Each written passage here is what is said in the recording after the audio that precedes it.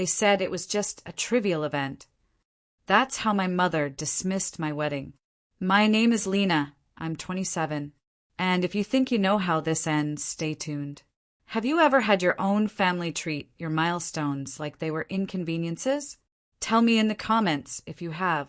The morning of my wedding, the church bells rang, but my phone stayed silent. No call, no text, no congratulations. Only a single unread message from my mother. We won't make it. Don't bother us. It's just a trivial event. I stared at it, veil trembling in my hand, as the florist's scissors clicked in the background. Everyone else's families filled the pews, whispering, snapping photos, hugging bridesmaids. My side sat empty, like a row of unlit candles. 3 days later, my mom's laugh echoed through my phone screen. Hawaiian music behind her, waves crashing, my sister's kids splashing in hotel pools.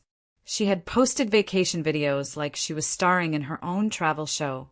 The same week, she told me not to bother her. She was sipping cocktails under palm trees. I didn't say a word.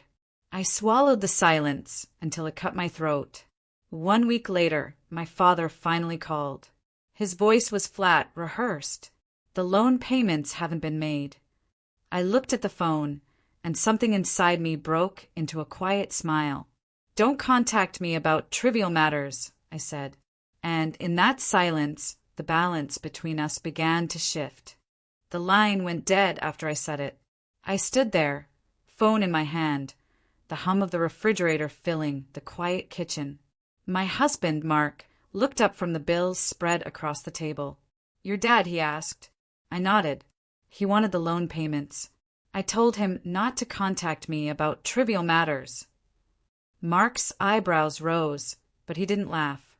He knew it wasn't a joke. The air between us was heavy, like the moment before thunder. That night I couldn't sleep. My wedding bouquet, dried now, brittle petals in a vase, sat on the nightstand. Every time I glanced at it, I remembered the empty pews, the way I smiled for pictures while my stomach nodded. A symbol of love, now turning to dust. 2 days later, my aunt called. She whispered like she was betraying someone. Lena, your parents told the family you uninvited them. Said you didn't want them there. I gripped the phone so hard my nails dug into my palm. They said, what? That's what everyone believes. They said you told them not to bother showing up. That you wanted space. I almost laughed. Space? They were in Hawaii. In that moment, I realized the betrayal wasn't just absence. It was lies polished and fed to the people who might have defended me. They'd built their alibi, and I was cast as the cold daughter who didn't care.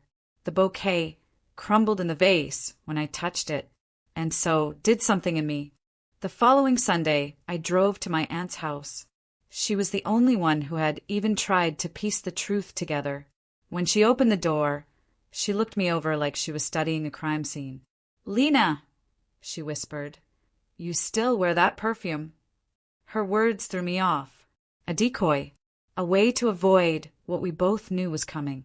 I stepped inside, the air heavy with roast chicken and murmurs from cousins in the next room.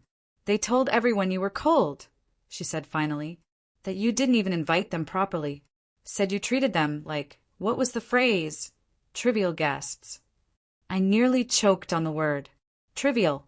It was haunting me, echoing everywhere, bending the story into something grotesque. They didn't come, I said, my voice low, because they didn't want to. They called my wedding a trivial event. While I stood in a white dress, they were filming sandcastles in Hawaii. My aunt's lips pressed thin. For a second, I thought she might believe me. But then her shoulders sagged. Lena, you know how it is. They've always adored your sister. People will believe what they want to believe. Her words felt like a locked door. My truth had no key. When I got home, I stood in front of the mirror, staring at the reflection of a bride who'd been rewritten out of her own story. If they wanted trivial, fine. I was about to show them weight. The call came on a Wednesday evening, rain tapping against the kitchen window. My father's number lit up my phone again. I let it ring twice before answering. Lena, he said, skipping any greeting, the bank keeps calling me. The loan is in your name. You need to handle it. I leaned against the counter, the bouquet's empty vase staring back at me. I did handle it, I said softly. I stopped paying. Silence. Then his sharp intake of breath. Do you realize what you're saying? You'll ruin everything. I almost laughed. Everything? You mean your credit, your standing, not mine. His tone turned brittle, almost panicked. After all we've done for you. Done for me? I cut him off. You skipped my wedding, Dad. You erased me with a single word. Trivial. But now you need me to keep your good name polished. The rain grew louder, as though siding with me. Listen carefully, I said, my voice steady. This isn't my burden anymore. You signed it over in spirit the moment you chose a vacation over your daughter. So from now on, don't call me about money. Don't call me about saving face. Call me when you finally admit what you did. The line trembled with static, but he didn't respond. He just breathed, shallow, angry, and small. For once, the silence belonged to me, and I realized silence could be louder than any scream. The fallout came quicker than I expected. By Friday, my sister called. Not to defend me, but to scold. Mom's crying, she said flatly. She says you're abandoning them when they need you most. I let out a bitter laugh. Abandoning them? They abandoned me at the altar. Her tone sharpened. Don't be dramatic. A wedding is just one day. One day. My voice cracked, but I didn't hide it. It was the one day I needed them. They chose palm trees and my ties over their own daughter. She sighed, the kind of sigh that drips with condescension. You still hold grudges like a child. Look, just pay the loan, Lena. Keep the family together. Her words twisted in my chest. Keep the family together. As though I was the thread, frayed, but still expected to mend everyone else's fabric. Funny, I said. You all seemed perfectly together in Hawaii. There was silence. Then she muttered, You're going to regret this stubbornness. When the call ended, I walked to the closet and pulled out the small box tucked behind my shoes. Inside was the symbolic object I'd never let go of, a single brass key, the spare to my parents' house. I held it in my palm. Cold, heavy. Once it meant belonging. Now it felt like proof. Proof that doors could shut as easily as they opened. I slipped it into my pocket. If they wanted to rewrite the story, I was ready to write mine in steel. That weekend, I drove past my parents' house. The lawn was immaculate, hedges trimmed into sharp edges, like nothing inside could ever be messy. I parked across the street and just watched, the brass key in my pocket, pressed against my thigh. I remembered the first time my dad handed it to me at 16.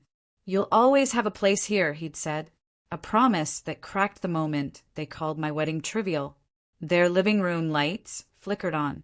I saw silhouettes, my parents, my sister, her kids bouncing around. Laughter drifted through the glass, muffled but real. It cut me in two. They hadn't lost anything. They were still together. I was the ghost outside. My phone buzzed. A text from my father. Banked called again. We can't ignore this. Call me. I didn't reply. Instead, I pulled out the key, held it up to the glow of the street lamp. For years, I thought it symbolized love. But now, staring at its dull shine, I realized it symbolized access and denial. I could walk in. I could confront them right there. Ruin their perfect little evening. But revenge isn't always slamming doors open. Sometimes it's locking them shut. I slipped the key back into the box on the passenger seat. If they wanted me to be the trivial daughter, I'd show them the cost of trivializing someone. And it wouldn't be loud. It would be exact, deliberate, impossible to ignore. The kind of silence money can't cover. Monday morning, I walked into a lawyer's office downtown. The glass doors reflected my pale face, but my steps were steady. The attorney, Ms. Daniels, flipped through the paperwork I handed her, the loan documents with my name inked on every page. So, technically, she said, adjusting her glasses, you're not obligated to keep paying unless you want to. Your parents benefited, not you. Her words slid into me like clean air. So if I stop, the responsibility shifts back. Exactly. The bank will pursue them, not you. And if they try to spin this in public, you'll have the truth and the documents to stand on. I exhaled slowly, the kind of breath you don't realize you've been holding for years. That evening, I called my father back. He answered on the first ring, voice sharp with expectation. Finally, did you handle it? I did, I said calmly. I spoke to a lawyer. They'll be in touch with you. A pause. Then his voice cracked, thin with disbelief. You wouldn't dare. I closed my eyes. You dared first. You made me the collateral, then called my wedding trivial. You can live with the weight you handed me. For once, he had no script, just silence, brittle and breaking. When I hung up, I placed the brass key on the table. The object that once meant entry now felt like proof of exit. And in that moment, I knew I'd already walked out. Weeks passed. The calls slowed, then stopped. My parents' voices, once constant demands in my life, dissolved into whispers I no longer heard. At a family gathering I didn't attend, my aunt later told me the truth spilled out. The bank had sent letters. Neighbors whispered. Their image, so carefully polished, began to tarnish. People no longer nodded at them with admiration. Instead, they tilted their heads with quiet pity. One afternoon, my mother showed up at my door. Her voice was soft, brittle. We made mistakes, Lena. We should have been there. At your wedding. For you. Behind her apology, I saw desperation. But it didn't matter. The words were out, and they could not erase what had been carved into me. I didn't slam the door. I didn't yell. I simply said, it's too late. Some debts can't be paid with words. She looked down, noticing the dried bouquet still in its vase by the window. Her lips trembled, but she didn't speak again. She turned and walked away. That night, I took the brass key and laid it gently into the vase beside the brittle flowers, a symbol no longer of belonging but of release. Revenge hadn't been fire. It had been clarity. They had to live with the silence they created. And me? I finally felt free. If this ever happened to you, just say same in the comments.